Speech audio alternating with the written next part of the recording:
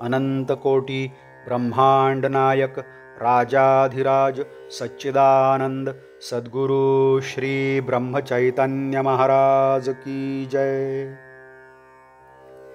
Shriram Samarth. 14 September. सत्पुरुषाची लक्षणे।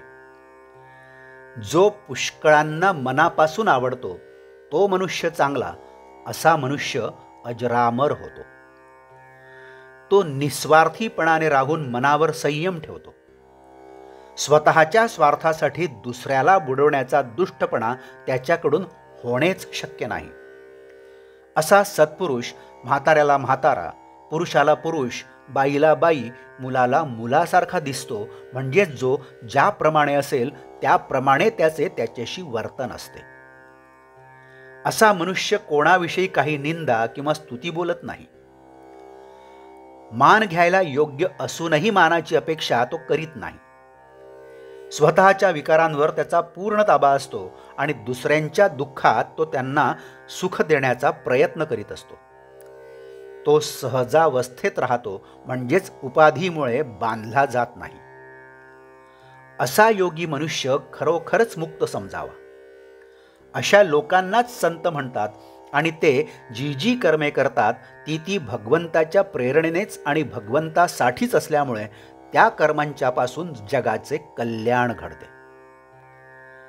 संतांच्या प्रत्येक कर्मामध्ये तुम्हाला प्रेम, दया, परोपकार, निस्वार्थीपणा आणि भगवंताची निष्ठा याच गोष्टी आढळून येतील।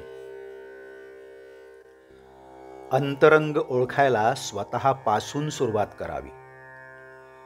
माझे चुकते कुठे हे पहावे।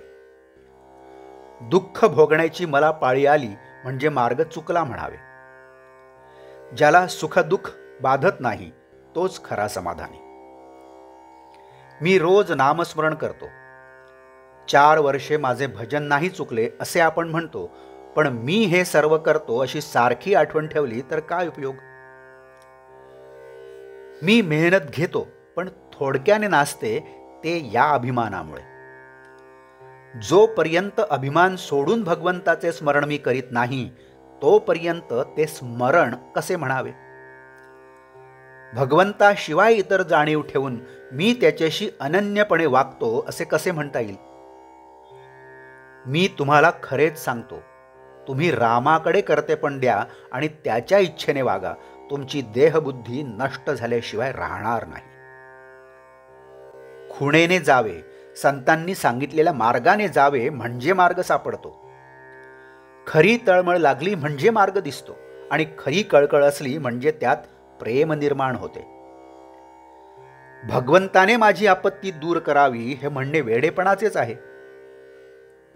संकटे आपत्ती आल्या म्हणून भगवंताला विसरणे हे केव्हाही योग्य नाही। देहबुद्धीचा नाश नामाच्या स्मरणात आहे खास। नामात प्रेम येत नाही याचा विचार करीत राहिलो तर नामाचाच विसर पडतो हे कुठे ध्यानात येते।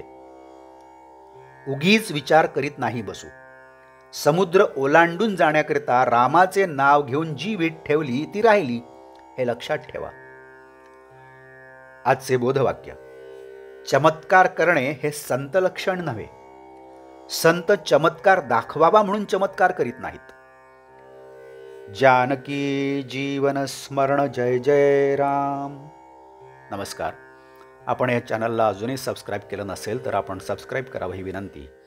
आपण या चॅनलला नवीन असाल तर आपण सुद्धा सबस्क्राईब करावं ही विनंती।